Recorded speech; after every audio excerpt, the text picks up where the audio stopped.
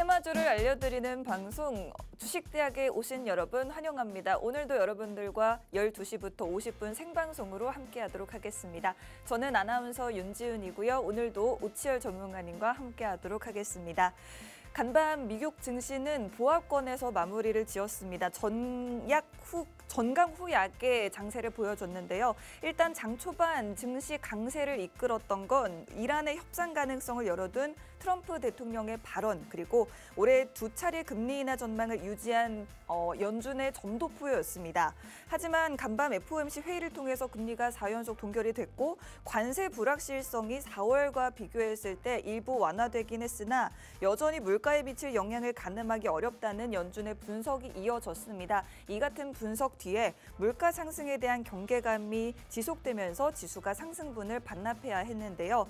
오늘 이제 우리 시장은 약보합권에서 움직이고 있습니다. 코스피 지수가 0.4% 하락 중이고 코스닥 지수도 0.3% 정도 하락하면서 움직이고 있는 모습인데, 일단은 삼성전자 같은 경우에는 지금 오늘장 1% 정도 하락 중이지만 그래도 SK하이닉스는 자리를 지켜주면서 보합권에 위치해 있는 모습입니다. 삼성전자 같은 경우에는 장 초반 강하게 출발을 하면서 6만 원대 위에서 출발을 했습니다만 응봉이 나오는 모습이고요. 앞으로의 흐름도 계속해서 지켜보셔야 될 것 같습니다.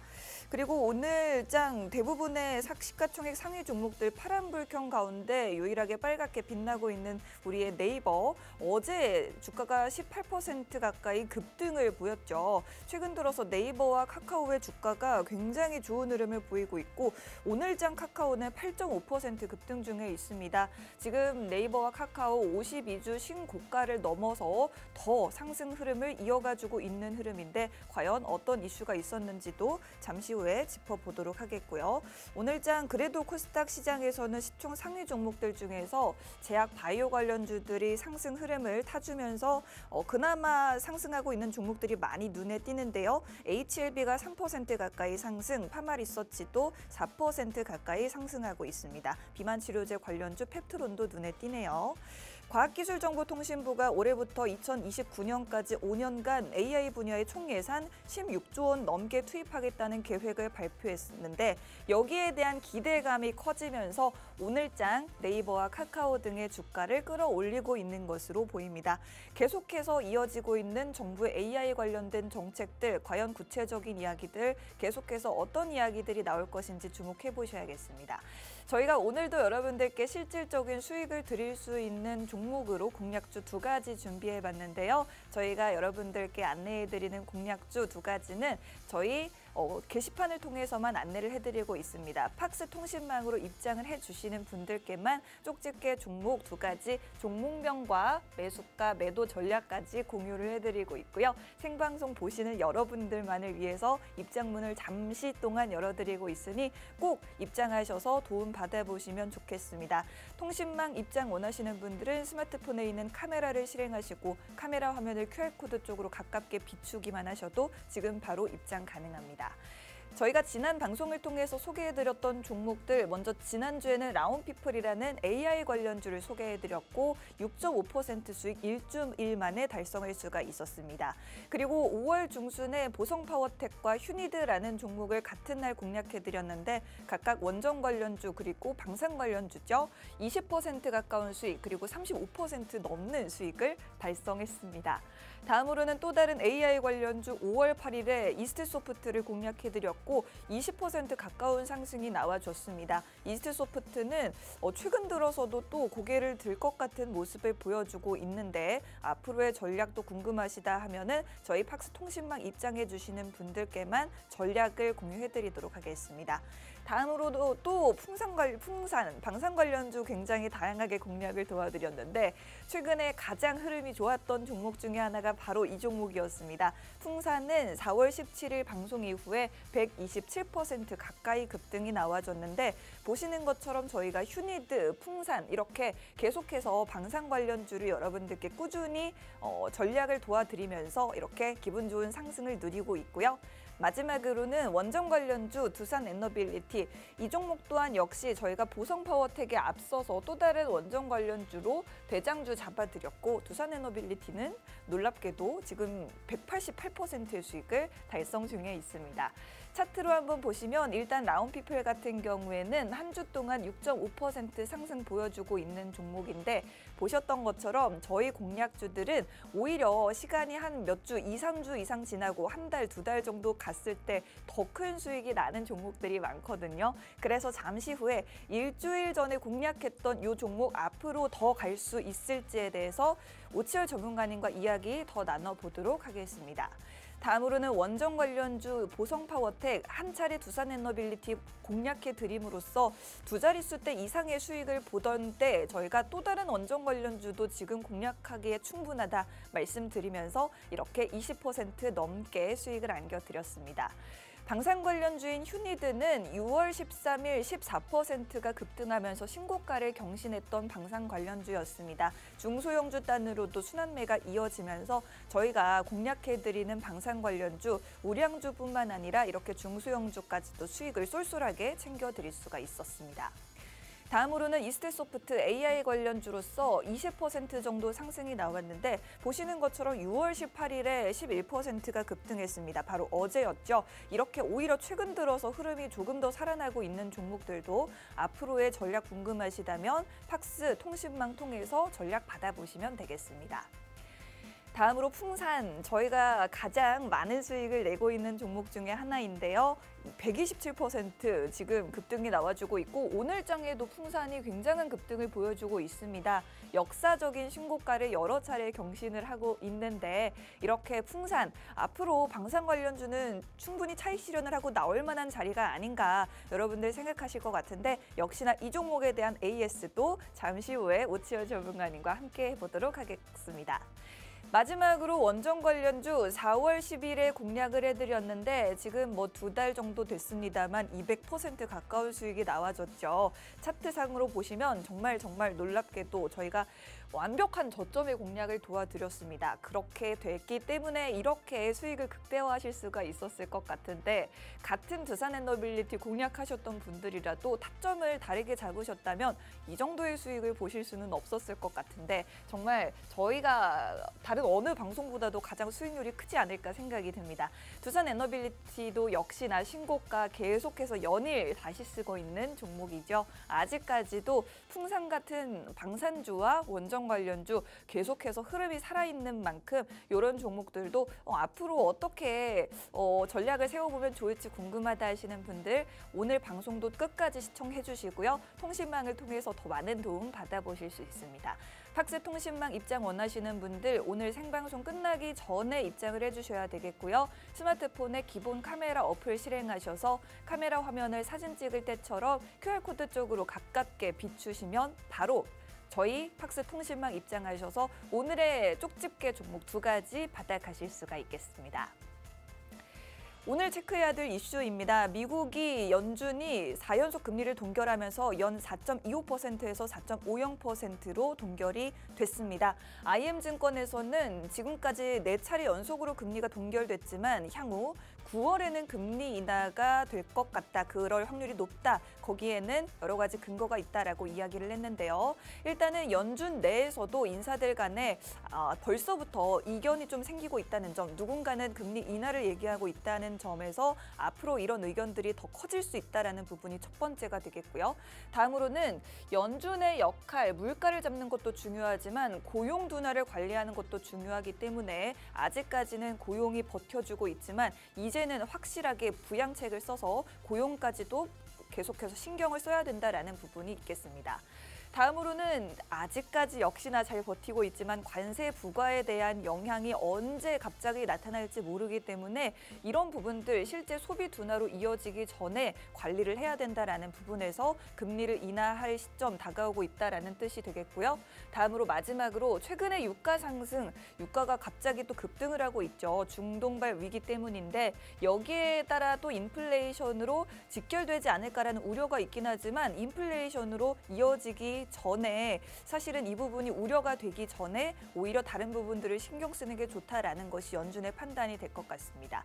미국이 4연속 금리를 동결하면서 우리나라도 이제 한편으로는 다음 달 숨고르기를 할 수 있는 가능성이 높아졌다. 지금 2차례 연속으로 금리 내렸는데 다음 달에는 한국은행도 금리를 한 차례 쉬어서 동결을 할 수 있겠다라는 전망이 나와 있습니다.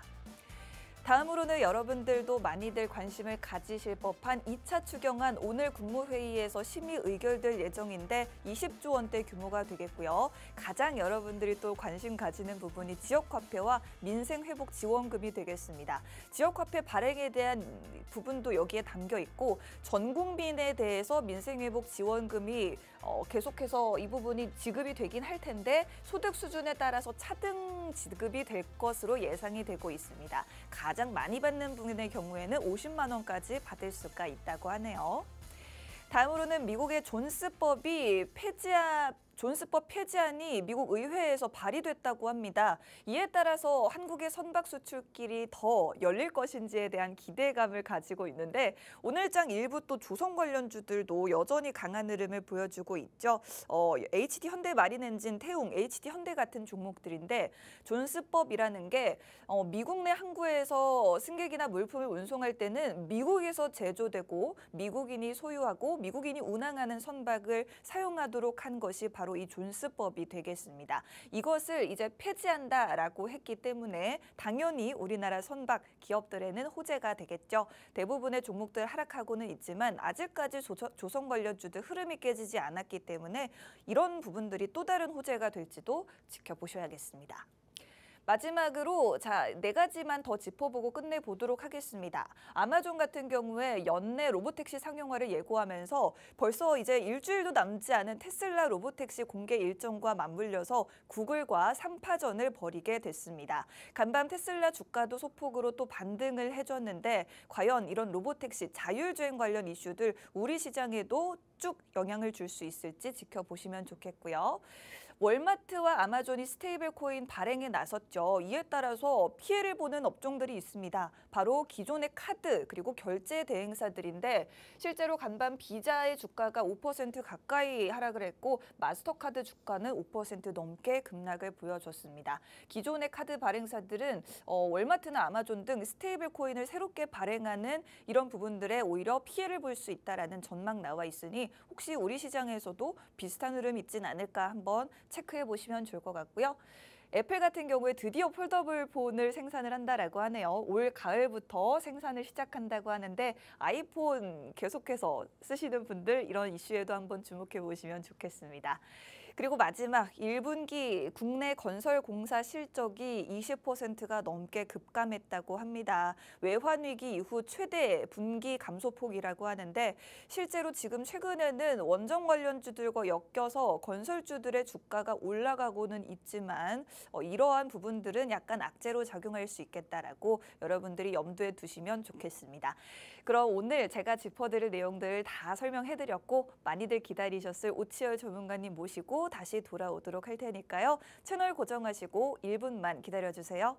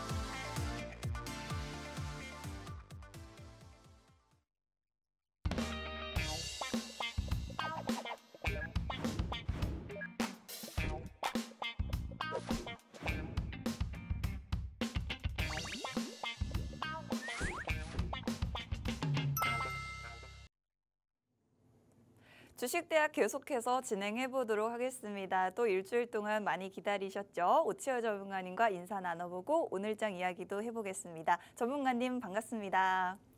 네, 시청자 여러분 반갑습니다. 주식대학의 오치열입니다. 드디어 또 제 시간이 왔는데 네. 일단은 우리 국내 증시가 솔직히 말씀드리면 어떻게 생각을 하실지 모르겠지만 전 굉장히 긍정적입니다. 저도 굉장히 긍정적입니다. 너무 긍정적이고 왜냐하면은 다시 또 하락하는 거 아니냐 불안해하시는 분들이 계시더라고요. 네. 왜냐하면은 이번에 또 이제 중동에서 전쟁이 계속 일어나고 있습니다. 이거 뭐 군사적 충돌이다 보다 전쟁 아니다 하는데 전쟁이 맞고 사실상 이란과 이스라엘 간의 관계적으로도 그렇고 일단은 트럼프도 옆에서 지켜보면서 아주 하여튼 이런 이야기들이 많습니다. 많아서 이제 또 크루드 오일이 가격이 굉장히 한순간에 미친 듯이 치솟더라고요. 자연스럽게 국내 증시가 약간 더 크게 빠질 가능성이 있다라고 걱정을 했는데 생각보다 자리를 잘 받쳐주고 있습니다. 잘 받쳐주고 있고 2,980선 이상까지 올라갔기 때문에 3,000까지도 금방 다시 올라갈 수 있겠다. 저는 제가 봤을 때 와 이제 3,000 뚫어주나 보다. 이번 주에 3,000 뚫겠다 했는데 갑자기 이란 이스라엘 터지면서 약간 불안했는데 그래도 꾸준한 상승 곡선을 잘 타고 있습니다. 이게 개인 투자자분들이라든지 그런 분들이 걱정을 하시거든요. 거래 대금은 증권사에 넣어놓고 있다가 매수를 해도 될까 말까 지금 뉴스가 막 터져가지고 전쟁이 난다고 하고 뭐 저기 코로나도 다시 또 터진다고 하는데 이거 괜찮을까라는 걱정, 불안감을 굉장히 많이 가지고 계신데 제가 봤을 때는 아주 훌륭하게 올라가고 있지 않나. 맞습니다. 현재 이재명 정부가 들어서면서 그래도 좀 꾸준한 상승이 굉장히 긍정적이고 제가 봤을 때에도 이재명 대통령이 5,000 코스피 만들겠다라고 이야기를 했으나 거기까지는 힘들더라도 꾸준한 상승으로 3,000 이상, 3,300까지는 제가 말씀드렸잖아요. 3,300까지는 충분히 가능하다. 그리고 저점 대비해서 코스피가 30% 올랐습니다. 30% 오른 거고 여기에서 10%만 더 오르면은 3,300이기 때문에 금방 3,300까지는 올라갈 수 있지 않을까. 이 정도 여러분들이 체크를 해주시면 될 것 같습니다. 전문가님 그러면은 3,000은 언제 갈까요? 다음 주에 갈까요? 솔직히 말씀드리면 저는 이번 주나 다음 주 중으로 갈 수 있을 거다라고 생각했는데 이번 주는 이제 힘들고 이번 주는 왜냐하면 이란 이스라엘 그거 터졌기 때문에 힘들고 다음 주 중으로 만약에 또 무슨 일이 터지지 않으면 스무스하게 3,000 정도는 충분히 뚫어줄 것이다 라고 여러분들이 긍정적으로 보시면 될 것 같습니다. 좋습니다. 일단은 이란과 이스라엘에 대한 분쟁이 대외 변수로 상존하기 때문에 이번 주에 아쉽게도 3,000피를 뚫지는 못했지만 다음 주에는 가지 않을까라는 긍정적인 메시지 남겨주셨고 더더욱 긍정적인 부분은 그래도 신정부 출범 이후로 우리 지수가 하락을 하더라도 꾸준한 상승 추세가 여전히 강하게 유지가 되고 있기 때문에 앞으로 우리 지수 상당히 긍정적으로 예측을 해주시면서 3,300까지도 달성 가능하다라고 말씀을 해주셨습니다. 지금 여기서 10% 이상 올라갈 수 있다라고 말씀해 주셨으니 이런 좋은 시장에서 또 수익을 극대화할 수 있는 종목들로 저희와 함께 하시면 좋을 것 같습니다. 그리고 저희 방송에서 여러분들께 또 오늘 2가지 쪽집게 종목을 소개를 해드릴 텐데 팍스 통신망으로 입장하시는 분들께만 종목명과 매수가, 목표가, 손절가 모두 잡아드리고 있으니 꼭 늦지 않게 잊지 마시고 입장을 하셔서 도움 받아보시면 좋을 것 같고요. 지금 스마트폰에 있는 카메라를 켜셔서 QR코드 쪽으로 카메라 비추시면 바로 입장 가능합니다. 자, 그리고 저희가 이제 지난 방송 종목들 수익 리뷰를 한번 해볼까 합니다, 전문가님. 저는 지난주에 사실 굉장히 흥미롭게 들었던 종목이거든요. 이게 라온피플 AI 관련주인데 그 디지털 트윈에 대해서 말씀을 해주셨어요. 그렇죠. 가상 세계를 만들어서 어떤 재난이나 재해 상황을 시뮬레이션을 해서 실제로 우리가 적용할 수 있는 기술들을 개발해내는 그런 바로 디지털 트윈 기술인데 일주일 동안 일단 6.5% 상당히 좋습니다. 하지만 아직도 제가 목마르다. 저번에도 말씀드렸다시피 지금 이렇게 윗꼬리를 달고 내려온다라는 게 어떤 분들은 이거 내려가는 시그널 아니냐라고 생각을 하실 수 있는데 이 차트 자체가 굉장히 긍정적인 게 저점을 올려주면서 저점 아래 구간을 올려주면서 윗꼬리를 계속 달고 솟고 이런 거 자체가 나 지금 위로 올라갈 테니까 네. 위에 길을 뚫는 겁니다. 위에 매물대를 소화해 나가는 그런 순간이다라고 보시면 될 것 같은데 라운피플 같은 경우에는 더 갈 겁니다. 라운피플 같은 경우는 아직 시작을 안 하는 그런 기업이고 네. 라운피플의 자회사 라운메디 같은 경우에서도 도로교통법이랑도 굉장히 도로교통 현재 상황을 그 AI로 판단을 하는 그런 기술들이 있거든요. 그렇기 때문에 그런 거와도 직접적으로 굉장히 관련이 있는 그런 기업이기 때문에 AI 시장이 확대가 되면 될수록 라운피플 주가는 아주 훌륭하게 상승 나오지 않을까. 제가 봤을 때에도 전에도 목표 주가나 손절가를 안내를 해드리긴 했는데 네. 그게 궁금하신 분들은 이쪽 QR 코드 하고 저한테 들어오셔서 언제 사면 되냐, 언제 팔면 되냐, 목표 주가가 얼마냐 물어보시면 자세하게 하나하나 안내를 해드리도록 하겠습니다. 좋습니다. 라운피플 지금 저점을 계속해서 높이고 있고 윗꼬리가 자주 달리고 있는 게 매물을 소화하고 있는 과정을 네네. 보여준다는 점에서 매우 긍정적이다 말씀해 주셨고 사실 AI 관련주들은 뭐 정부 정책의 수혜도 충분하기 때문에 긍정적인데 AI 관련주 여러 가지 종목들로 순환매가 돌고 있습니다만 오히려 이렇게 급격하게 오르지 않는 종목들 더더욱 매력적이지 않은가 생각이 듭니다. 자, 그러면 AI 관련주 말씀을 드려봤고 한 가지만 더 리뷰해볼까요, 전문가님? 네네네. 저희가 간단하게. 상당히 또 지금 풍산 같은 경우에요. 굉장합니다. 너무 많이 올랐어요. 풍산 같은 경우에는 이제 하늘 높은 줄 모르고 솟아버립니다. 풍산이라는 기업 자체가 굉장히 좋은 기업이기도 한데 네. 일단은 조금 방산에 대한 그 우리나라 계속해서 제가 말씀드리는 게 우리나라에 살고 계신 분들 그런데 거기서 개인 투자하시는 분들 있잖아요. 네.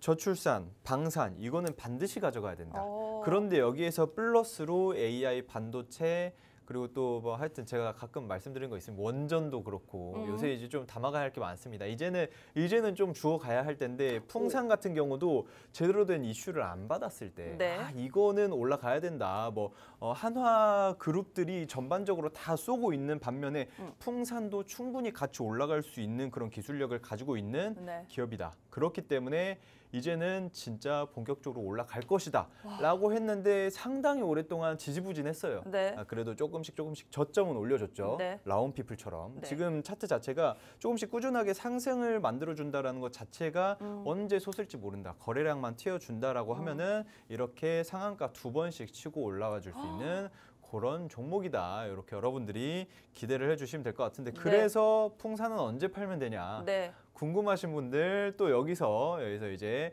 QR코드 찍고 저한테 들어오시면은 제가 하나하나 안내를 해드리도록 하겠습니다. 좋습니다. 혹시 PD님 방금 보여드렸던 차트 한 번만 다시 보여주실 수 있을까요? 이게 사실 멀리서 엄청 멀리서 잡아보면요. 전문가님이 잡아준 자리가 기가 막힙니다. 저 밑에 있잖아요. 4월 17일이거든요. 저 밑에 콕 내려간 데서 전문가님이 잡아주셨어요. 사실 저 때 제가 차트를 봤을 때만 해도 어떻게 이런 종목을 이게 사실 많은 분들이 그러세요. 네. 많은 분들이 저랑 하셨던 다른 분들도 아니 네. 이거 죽어가는 차트 아니냐. 이거 이러다가 큰일 나는 거 아니냐. 다른 방산주 다 가는데 그렇죠. 이거 안 가는 데는 이유가 있다라고 네. 하시는데 전 항상 말씀드리죠. 이런 식으로 멘트가 들어온다 하면은 내가 잘 골랐구나. 이제 올라갈 녀석들이다. 네. 항상 그렇게 생각하는데 네. 아니나 다를까 조금 기다려야 합니다. 제가 가지고 온 종목들은 네. 올라가서 하늘을 날고 있는 종목이 아니라 네. 이제 쏠까 말까 하는 그런 종목들인데 이 풍산 같은 경우도 아주 잘 잡은 게 아닌가 이런 생각이 듭니다. 기가 막힙니다. 네. 저렇게 올라갈지 누가 알았겠습니까? 전문가님 그러게요. 사실 저 정도일진 몰랐죠. 상상도 못했습니다. 이 친구가 이 정도로 올라갈 줄 알았으면 네.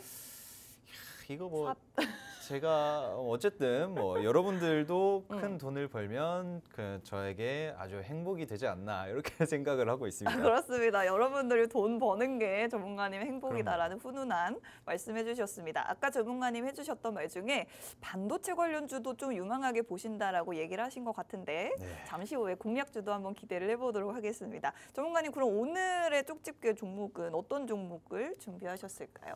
오늘 종목이 사실 요새 암호화폐 정말 저는 이제 다른 분들이 어떤 시선으로 보고 계신지는 잘 모르겠는데 네. 앵커님은 요새 시장 네. 어떤 섹터가 매력적으로 보이시나요? 요즘에는요, 오히려 시장이 안 좋을 때보다 더 어려운 것 같아요. 너무 그쵸, 많은 맞아요. 섹터들이 움직이니까 여기서 어떤 걸 잡아야 될지를 잘 모르겠더라고요. 솔직히 말씀드리면 저는 제가 봤을 땐 지금은 먹을 게 너무 많아요.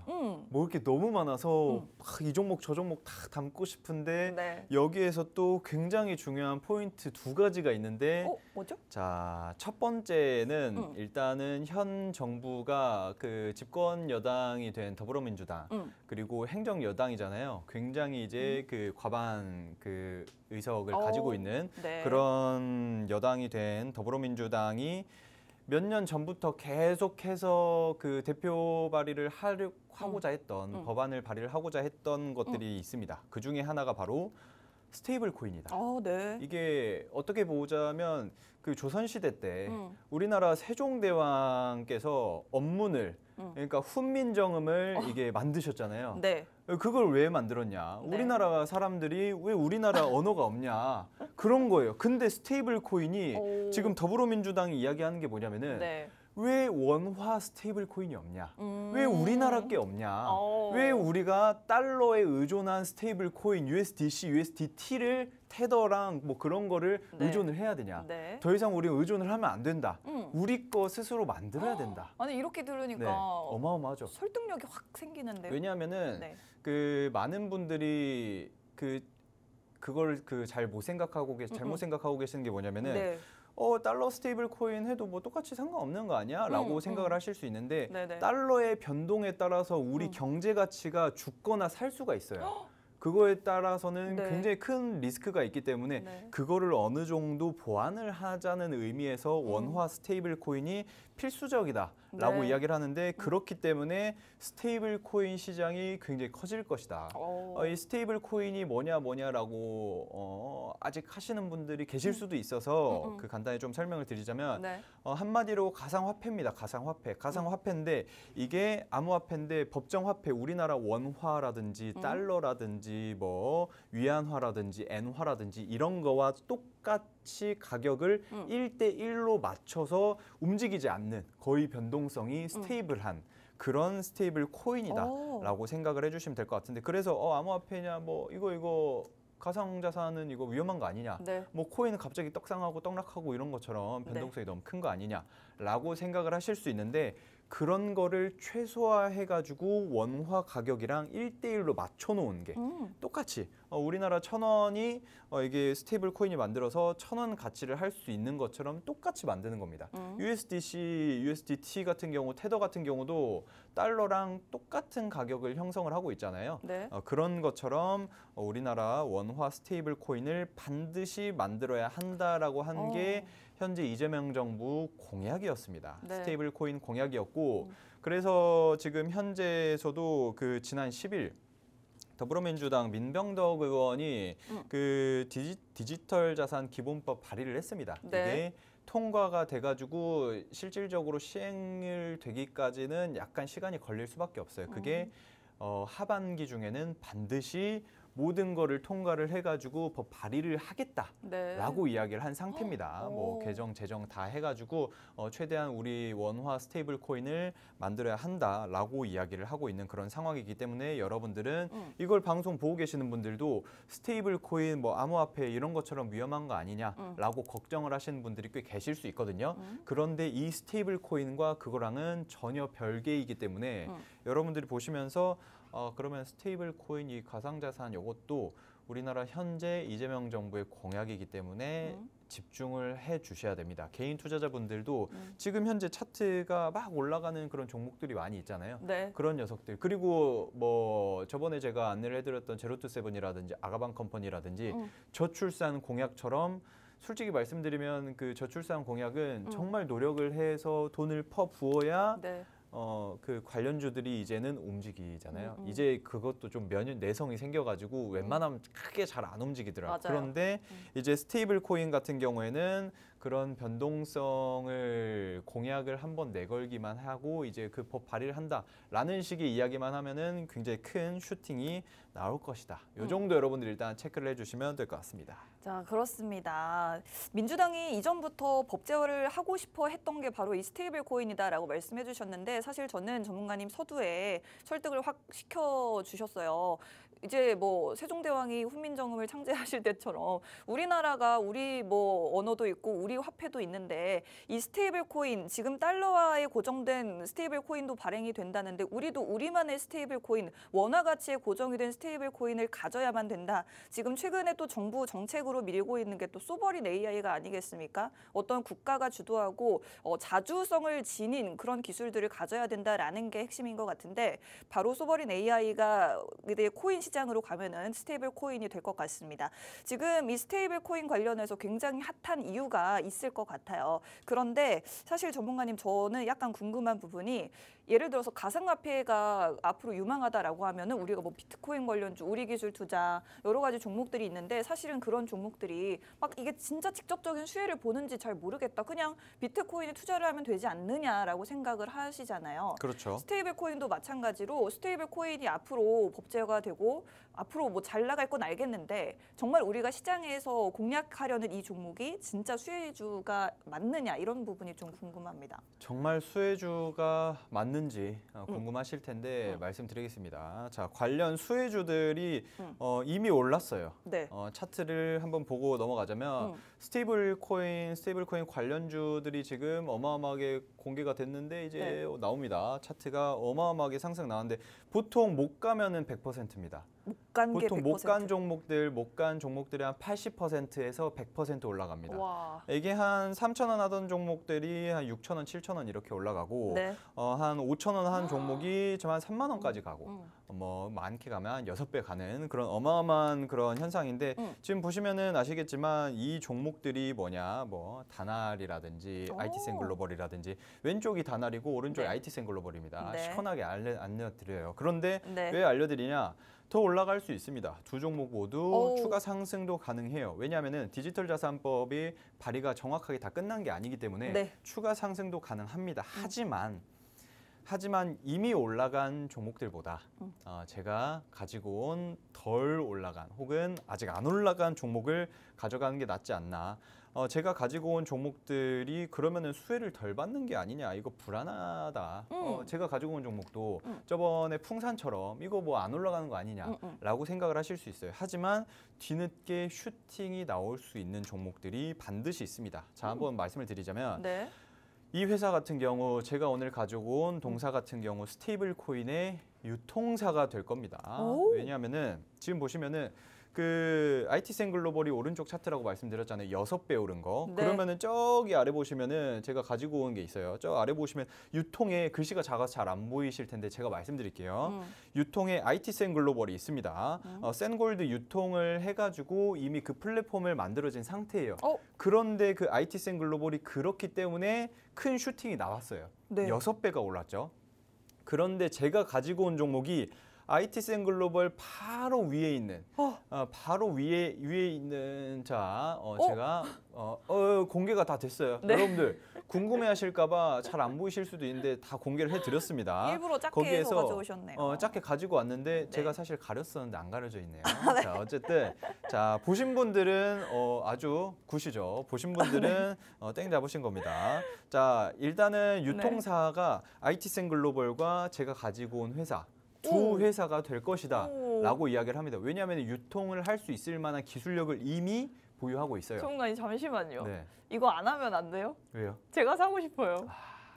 장난 아닙니다 이거. 그쵸. 네. 크게 오를 것 같죠. 네. 아주 저도 기대가 되는데 네네. 제가 앵커님이 이렇게 말씀을 하시는 거 보니까 네. 뭐 확실하게 네.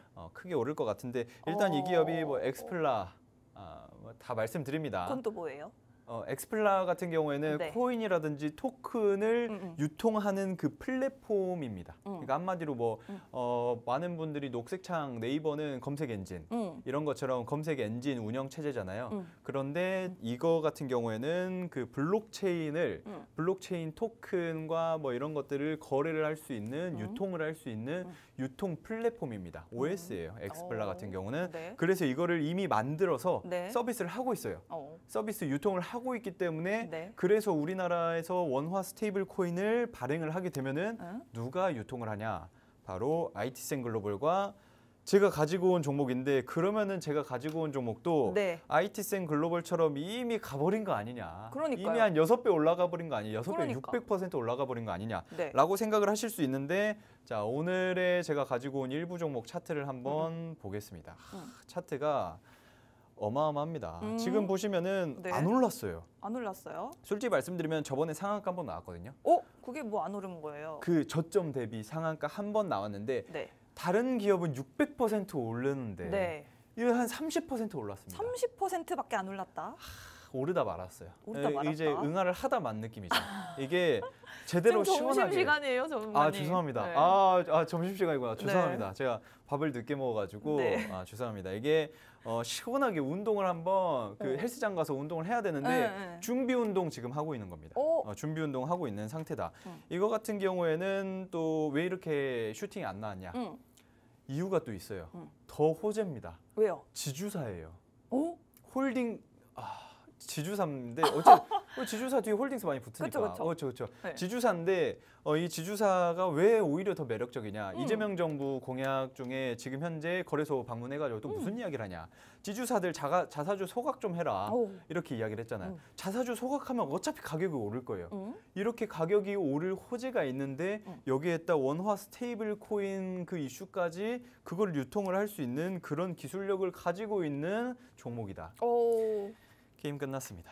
자, 아니 근데 네. 왜 이렇게 덜 올랐을까요? 일단은 지주사의 그 이름을 붙고 있기 때문에 그러면은 이 녀석들은 우리 그 개인 투자자분들이 예전처럼 생각하는 거예요. 예전처럼 생각해가지고 아직 변동성이 크진 않을 것이다 라고 생각을 하는 건데 제가 봤을 때 지금 현재 이 매물대가 35,000원, 33,000원, 한 4만 원 이 라인대에 꽤 많이 껴있거든요. 제일 긴 거 말씀하시는 거죠? 그렇죠. 네. 이거를 뚫는 순간 신고가를 만들 가능성이 굉장히 다분하다. 요 정도 생각을 해주시고 그리고 이 종목을 언제 사면 되고 언제 팔면 되냐 이거 궁금하신 분들은 자 여기에 QR코드에 핸드폰에다가 QR코드 딱 찍고 주소 뜹니다. 그거 타고 저한테 오셔서 오치열이 양반아 이제 알려주라 하시면은 제가 시원하게 안내를 해드리도록 하겠습니다.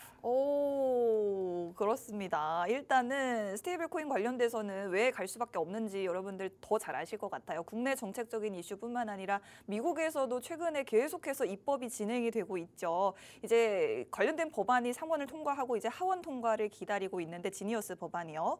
근데 이제 지금 저희가 차트를 보여드렸던 종목이 다날이라든지 IT센 글로벌 같은 종목들이 있습니다. 이런 종목들 보시면 지금 스테이블 코인 밸류 체인 안에서 IT센 글로벌은 스테이블 코인을 발행을 할 수가 있겠고요. 그리고 다날 같은 경우에는 결제나 정산 서비스를 좀 제공을 할 수 있겠는데 오늘 저희가 공략할 이 기업은 유통을 맡을 수 있다. 그리고 또 그 플랫폼 관련한 기술도 가지고 있기 때문에 여러 가지 방면에서 사업 참여 가능성이 높은 그런 기업이 되겠습니다. 이거를 실제로 눈으로 확인을 하니까 정말 찐 수혜주가 맞다라는 생각이 드는데 보시는 것처럼 IT센 글로벌 주가가 600% 오를 동안 오늘 이 종목 올랐긴 한데 30%는 아직 심심하다. 아직 오를 수 있는 자리가 더 많이 남아있다고 말씀해 주셨고 지금 보시는 것처럼 가장 큰 매물대를 지금 소화를 하고 있죠. 급등 이후에 저 자리를 지켜주면서 저기서 지금 숨고르기를 하고 있기 때문에 숨 다 들이마시고 나면은 확 갈 수가 있겠죠. 저도 굉장히 이 종목이 매력적으로 보이는데 심지어 지주사입니다. 자사주 소각 좀 해라 라는 이런 정책에 따라서 주주가치 제고에 대한 수혜도 있기 때문에 최근에 지주사들이 엄청난 또 주목을 받았죠. 이 종목 심지어 지주사 모멘텀까지도 가지고 있다라고 말씀해 주셨으니 이 종목이 안 궁금하면 여러분들 어떤 종목이 궁금하시겠습니까? 이 종목명 받아가고 싶다. 매수가도 궁금하다. 매도 어떻게 하는지 다 알려달라 하시는 분들 분들 저희 팍스 통신망으로 입장만 해주시면 모든 토끼를 다 잡으실 수가 있습니다. 통신망 입장 원하시는 분들은 지금 스마트폰에 있는 카메라를 실행하시고 카메라 화면을 QR코드 쪽으로 가깝게 비추시면요. 저희가 통신망으로 들어오실 수 있게 링크 띄워드립니다. 링크 가볍게 터치만 하셔서 들어오시면 앞으로도 저희와 쭉 함께 하시면서 뭐 다음 주, 다다음 주 공략주도 다 받아가실 수 있으니 지금 늦지 않게 들어오시면 좋을 것 같습니다. 정말 언제 쏠지 모르는 이런 종목들이기 때문에 여러분들이 빠르게 들어오셔서 선점을 하시는 게 좋을 것 같습니다. 자, 그러면 오늘 전문가님 첫 번째 종목 아쉽지만 여기까지 해보고 종목이 하나가 더 준비돼 있잖아요. 기대가 굉장히 됩니다. 그래요. 또? 첫 번째 강의 섹터 종목도 기대가 정말 많이 되는데 두 번째 강의 섹터도 기대가 정말 많이 되는데. 그래요? 자, 이게 뭐 일부 종목처럼 크게 오를 것이다. 네. 사실 그럴 수 있는데 네. 이게 일부 종목보다 2부 종목이 조금 더 무겁습니다. 무겁다. 조금 더 무겁기 때문에 꾸준한 상승이 가능하다. 하지만 뭐 엔비디아가 뭐 하루아침에 한 100% 이렇게 오르던 그런 것처럼 그렇죠. 그런 것처럼 2부 종목도 충분히 크게 오를 수 있는데 2부 종목이 정말 기대가 되는 이유 중에 하나가 우리나라가 그 자리가 많이 비워져 있었어요. 우리나라의 그 수장, 우리나라 1호 자리가 굉장히 오랫동안 비워져 있었었는데 네. 이제는 이재명 정부가 들어서면서 외교적으로 문제가 많이 풀리면서 네. 어떤 기대감들이 있냐. 바로 반도체 시장이 다시 살아나지 않을까라는 그런 기대감이 있습니다. 바로 2강 강의 섹터 반도체입니다. 좋습니다. 자, 반도체 섹터가 굉장히 큰 주목을 받게 될 것이다 라고 제가 말씀을 드리는데 왜 그러냐. 사실상 우리나라가 한미 정상 외교가 이루어진 지가 꽤 됐습니다. 외교적으로도 문제가 굉장히 컸었던 그런 상황이었었는데 이재명 정부가 이제 정상 외교를 복원을 하겠다. 이제는 뭐 트럼프 대통령과 통화도 했어요. 통화도 해가지고 뭐 언제 봅시다. 뭐 이렇게 했는데 또 날짜도 접고 이렇게 하고 있었는데 갑자기 또 이제 이란 쪽, 이스라엘 쪽에서 이런 문제들이 생기다 보니까 운이 안 좋았어요. 약간 미뤄졌습니다. 네. 약간 미뤄지면서 불가피하게 조금 미뤄졌기 때문에 그래서 제가 방송 공략주로 또 가져올 수 있지 않았나. 빨리 해버리면 끝날 수도 있었습니다. 네. 빨리 해버리면 끝날 수도 있었는데 오히려 호재다라고 네. 생각을 하실 수 있는데 지금 보시면은 이재명 그 대통령이 뭐 들고 있는지 알고 계시나요? 뭐예요, 저게? 반도체 웨이퍼입니다. 반도체 웨이퍼인데 반도체 웨이퍼를 들고 거기다 뭐라 썼냐면 세계 1위 반도체 강국 도약 이렇게 써놨는데 지금 제가 봤을 때 이재명 정부가 AI, 반도체 이쪽 시장을 굉장히 주의 깊게 밀고 있습니다. 그럴 수밖에 없는 게 우리나라가 반도체 패권, IT 패권을 잡았다. 뭐 2000년대 초반에 뭐 그렇게 이야기를 했었으나 계속 밀렸죠. 뭐 삼성전자도 뭐 대만에게 밀리고 뭐 미국 IT 강국들이 솟아오르면서 사실 조금 힘들어진 그런 상황이었습니다. 그런데 이제 또 SK 하이닉스와 삼성전자가 그래도 잘 받쳐주고 있는 상황. 그런데 여기에서 제가 봤을 때는 이번에 한국과 미국이 외교를 진행을 하면서 정상회담을 진행을 하게 된다. 그러면은 우리나라 한국과 미국 반도체 포럼을 다시 또 진행을 하게 될 거거든요. 예전에 트럼프가 또 무슨 이야기를 했었냐면은 양국 혁신센터 설립을 또 진행을 하고 그리고 양국 반도체 동맹이 우리가 서로 사는 길이다 라고 실제로 반도체 그 이야기를 하면서 트럼프가 말했어요. 그렇기 때문에 그러면은 이제 우리나라가 외교를 진행을 하면서 물론 이제 북핵 문제에 대한 그런 이야기들도 하긴 하겠지만 또 이제 중요하게 아예 안 할 수가 없는 첫 번째 안건 중에 하나가 바로 반도체가 될 건데 그러면 반도체에 대한 그 우리나라 그 관세에 대한 이야기들도 할 것이고 그래서 좀 수혜를 받을 수 있는 그런 기업들이 굉장히 많이 있습니다.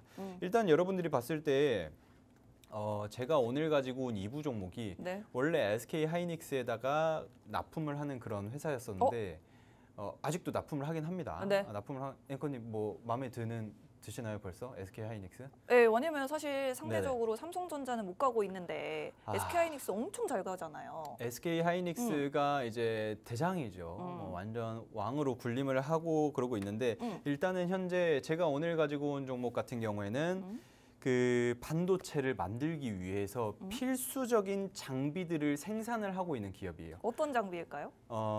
자, 말씀을 드리자면 일단은 이 기업이 TC 본더 오. 그리고 EMI 실드 장비 네. 이런 것들 그리고 비전 플레이스먼트라고 지금 뭐 사실 제가 이런 말 하는 거 별로 안 좋아합니다. 어떤 말이요? 이렇게 뭐 TC 본더, EMI 실드 장비다, 뭐 그 비전 플레이스먼트다. 왜 이런 말 하는 걸 별로 안 좋아하냐면 제가 예전에 무슨 논문 자료를 가지고 와가지고 PPT에다가 넣어가지고 막 설명을 드렸더니 방송을 다 떠납니다. 시청률이 뚝뚝 떨어진다. 네, 그래가지고 네. 아무도 안 보시더라고요. 그래서 그냥 간단하게 이것만 설명을 드릴 거예요. 네. TC 본더 같은 경우에는 네. 반도체를 만들 때 꼭 필요한 유압 장비다. 그냥 장비입니다, 장비. 반도체 만드는 데 필요한 장비. 근데 이 장비가 세계 1위예요. 그런데 정말 재밌는 게 뭐냐면은 네네. 이 기업들이 아니라 이 기업이 제가 가지고 온 2부 종목 기업이 네. 주 캐시카우가 TC 본더, EMI 실드 장비 그리고 비전 플레이스먼트 이 세 가지인데 이 세 가지 모두 세계 1위입니다. 어우, 말이 안 되네요. 세계 1위인데 점유율이 요새는 세계 1위 하려면은 뭐 비아디가 세계 1위로 발돋움했죠. 그래가지고 점유율이 한 40% 와. 막 이런 식으로 올라가잖아요. 근데 이 기업은 네. 제가 오늘 가지고 온 기업은 점유율이 80%, 점유율이 90%. 네. 막 이럽니다. 와. 그렇기 때문에 네네. 뭐 거의 움직이는 것들이 어마어마하다. 그래서 네. SK 하이닉스에다가 굉장히 많이 TC 본더를 납품을 했어요. TC 본더를 납품을 해가지고 그 HBM을 만들기 위한 유압 증착 장비 하여튼 뭐 그런 게 있습니다. 그런 게 있는데 그런 것들로 SK 하이닉스가 그 장비를 통해 가지고 HBM을 만들어서 다른 기업들에게 납품을 하는 거예요. 오. 그런데 SK 하이닉스가 갑자기 다른 한화 그룹에 있는 다른 기업에게 눈길을 약간 줬어요. 정말 뭐 답 다 알려주시는 거 아닌가요? 그렇죠. 네. 그냥 뭐 여러분들께 떠먹여 드리는 겁니다. 씹는 건 여러분들이 하시는 거예요. 네. 쑥을 꼭 삼키셔야 됩니다. 네. 일단은 뭐 다 알려드려가지고 네. 갑자기 약간 힘이 빠졌는데. 그래도 가격은 아직 안 잡아주셨어요. 아, 그렇죠, 그렇죠. 네. 어쨌든 일단 이 기업이 또 긍정적인 게 뭐냐면은 네. 외화벌이가 훌륭합니다. 어우. 외화벌이가 훌륭한데 또 마이크론에다가도 납품을 하고 있어요. 마이크론에 새롭게 납품을 하는데 마이크론이 이번에 샘플로 HBM4를 공개를 했는데 그 기술력이 너무 좋다고 지금 엔비디아 측에서도 이야기를 하고 있는 그런 상황인데 이 HBM4를 만들게 된 그 장비가 또 여기인가요? 여기에서 만들었습니다. 그래요? 네, TC 본더를 통해 가지고 그걸 만들었는데 네. 거기에서 이제 HBM4를 극찬을 하는 거죠. 어마어마한 그런 훌륭한 그런 기업이다. 자, 전문가님, 차트를. 네. 그 삼성전자는 아직 못 하고 있잖아요. 아, 그렇죠. 결국에는 이 기업의 기술이 핵심일 수도 있겠네요. 핵심이죠. 왜냐하면은 네. 장비가 없으면은 네. 만들 수가 없으니까 반도체를 만들 수가 없기 때문에 그런데 또 이 기업이 삼성전자에도 납품을 합니다. 그래요? 납품을 하고 있는데 주로 SK 하이닉스에 했다가 이제 마이크론 쪽으로도 같이 공급을 하는 거죠. 어쨌든 이렇게 보시면 될 것 같고 네. 그러면은 이야기만 들으면은 이거 뭐 저기 하늘에 있을 것 같다. 차트가 하늘 높이 솟아 있을 것 같다라는 생각을 하실 수 있는데 2부 종목 차트를 한번 보자면 차트가 지금이다. 야, 이게 아주 박앤세일이에요. 네. 박앤세일. 지금 앵커님이 예전 같았으면은 이 차트가 이게 뭐야? 라고 하실 수 있어요. 네. 이 차트 어떻게 보시나요? 저는 이거 인정합니다, 오늘. 왜 인정하죠?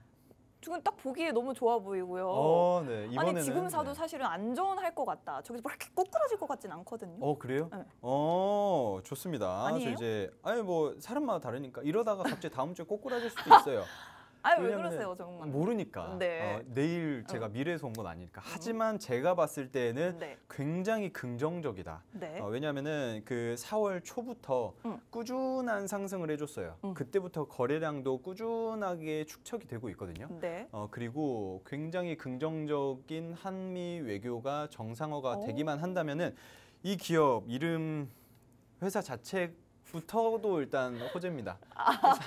회사 자체도 호재예요. 회사 한미 이름 자체도 정상회담. 호재고 외국 쪽에다가 외국 그 해외 비중이 한 60% 매출 비중이 60% 정도 되기 때문에 네. 아주 큰 수혜를 받을 수 있을 만한 그런 세계 1위 기업이다. 이 정도 여러분들이 체크를 해주시면 될 것 같습니다. 그렇습니다. 지금 또 보니까 저 매물대에 살짝 뚫어주기만 하면 쫙 올라올 것 같은 그런 차트 보여드렸고 사실 이번 주에 열릴 수도 있었던 그 정상회담 오히려 미뤄져서 호재다. 이 종목 오를 뻔했다라고 말씀해 주셨습니다. 그러니 언제 상승할지 모르는 이런 종목 하루빨리 저희와 함께 공략하시면 좋겠고 다 아시겠지만 목표가는 아직 안 잡아드렸죠. 저희가 정확하게 목표가, 손절가까지도 잡아드립니다. 저희 팍스 통신망 입장해 주시는 분들에 한해서만 여러분들께 제공해드리고 있으니 마지막 남은 1분 동안 QR코드 띄워드릴 거예요. 저희 인사드리고 나면 더 크게 대왕 QR코드 띄워드릴 거니까 스마트폰에 카메라 켜셔서 QR코드 쪽으로 카메라 비추시면 바로 입장 가능합니다. 본 방송에서 제공해드리는 정보는 투자 판단에 대한 조언일 뿐 주가 상승 하락을 보장하지 않는다는 점 유의하시기 바랍니다. 저희는 일주일 뒤에 다시 찾아뵙겠습니다. 고맙습니다.